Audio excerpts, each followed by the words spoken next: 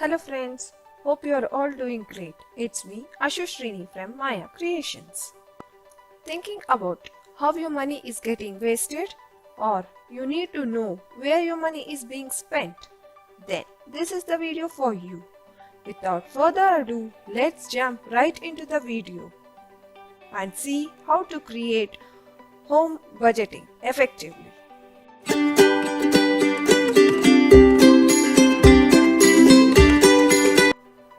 Let's see what is budgeting. Budgeting is a process of creating a plan for spending.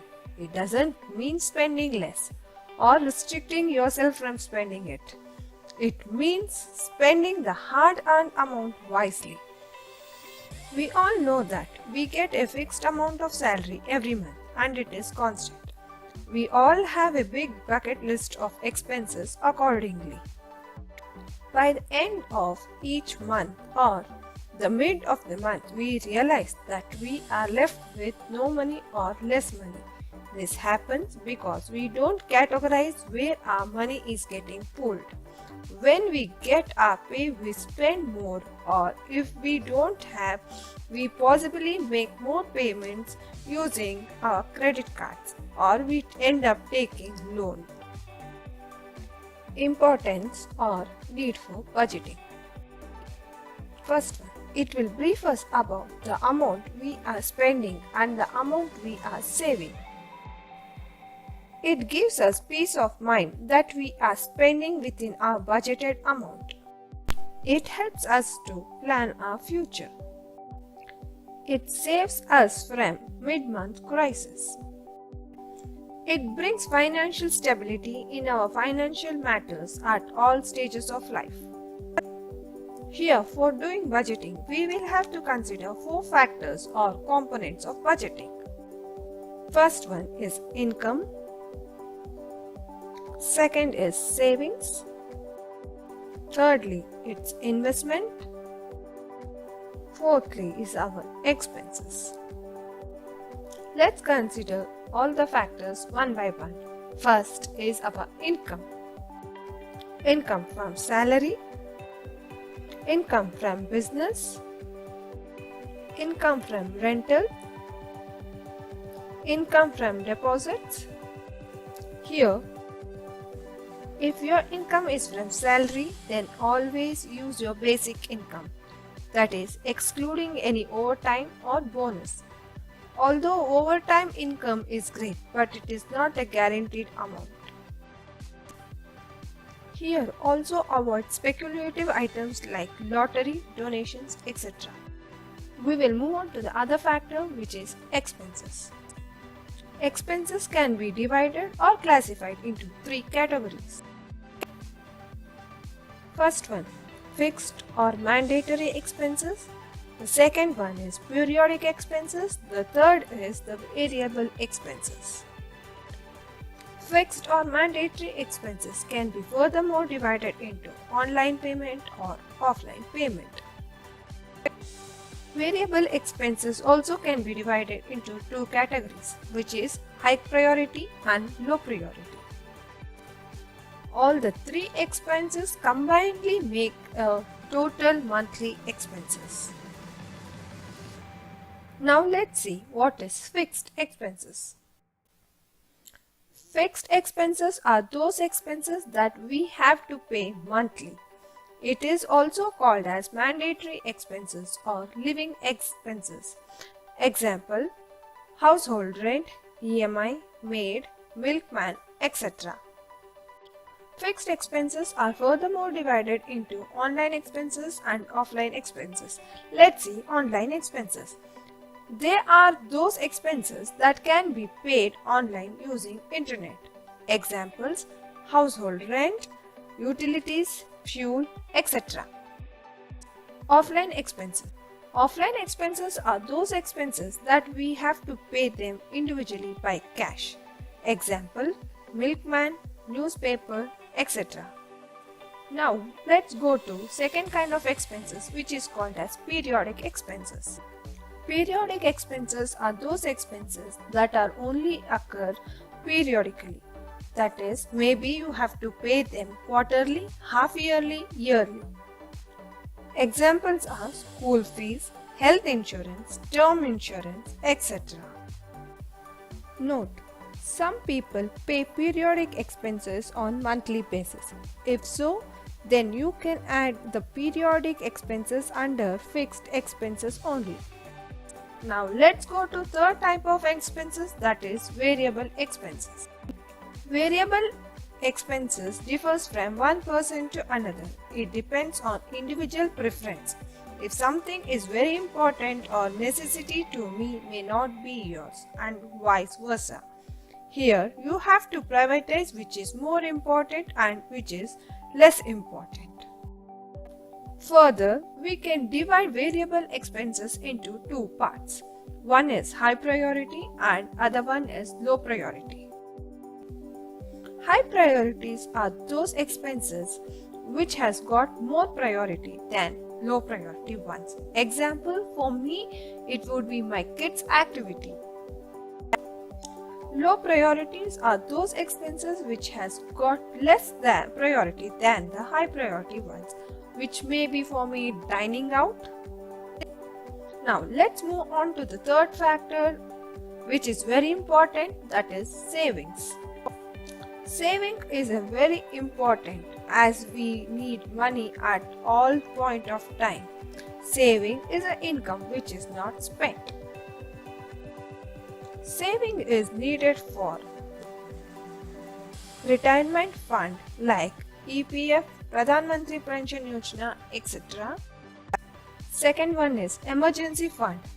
It is the fund set aside to cover the financial surprises that we are unaware in life, like job loss, medical emergencies, etc. To find out how much should be saved as emergency fund, I prefer total income into 6 months. Say if my salary is 70,000, then 70,000 income into 6 months, which amounts up to 4,20,000 as an emergency fund. Small term or long term savings like RDs, FDs and PPF.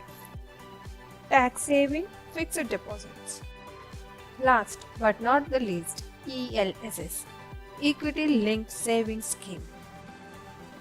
Now let's move on to the other factor, which is investment.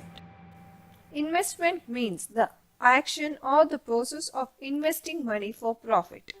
It is to set aside or distribute money in the expectation of some benefit in the future. Examples for investments are stock market stocks, mutual funds, company bonds. Now let's see how I write down my monthly budget. The amount used here is only imaginary figures, not the actuals. Make 4 columns and name them as serial number, particulars, budgeted and actual. Here I have used the actual column to keep a track of all my budgeted amount and write down all the actual expenses occurred so that I can plan better budget for the next month. Now write the serial number 1 and particulars as income. For me the income is salary, so I am noting it down as salary 85,000. In serial number I will write it down as second and expenses. Here I will be noting down all my fixed expenses, that is mandatory expenses or living expenses. Here I have noted down as online amount, offline amount. Now I will be writing down all my online expenses one by one. First is my EMI, which is 12,000. Utilities 2,000. Internet 1,000. Fuel 7,000. Groceries 3,000. Rent 10,000. Now I will be noting down my offline expenses, that is transport 1,500, maid 1,500, newspaper 700, vegetables 1,000, milkman 1500. Now make the total of online expenses and offline expenses. My online expenses comes up to 35,000 and my offline expenses up to 6,200. Both online and offline expenses amounts up to 41,200. Now this is my fixed expenses. I am subtracting 85,000 minus 41,200, which amounts up to 43,800.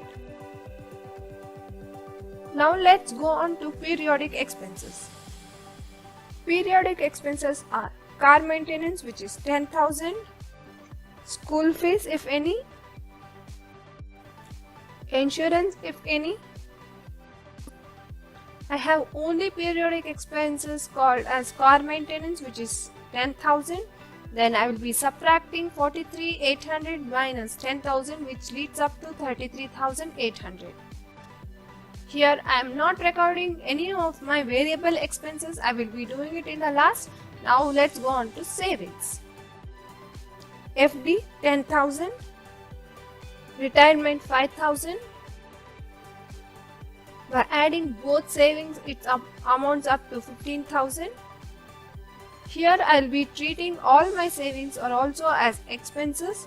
So up 33,800 minus 15,000 accumulates up to 18,800.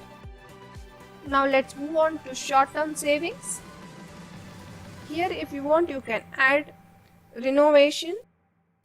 If you have any repairs that has to be done at home, you can add repairs here. Here I have left it blank because I have no short-term savings. Now let's move on to long-term savings. Car 5,000, PPF 2,000. Total long-term savings mounts up to 7,000, which I will be separating it from 18,800, which mounts up to 11,800. Now let us move to investment.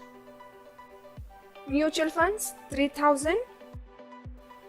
I will be subtracting this 3,000 from 11,800, which amounts up to 8,800. Now let's go back to expenses. Here I am adding my variable expenses. Kids activity 2,000. I will be subtracting 2,000 from 8,200, which is my cash in hand or cash at bank. The left amount 6,800, I will just put it back to my emergency fund. Thanks for watching. Please share, like and subscribe.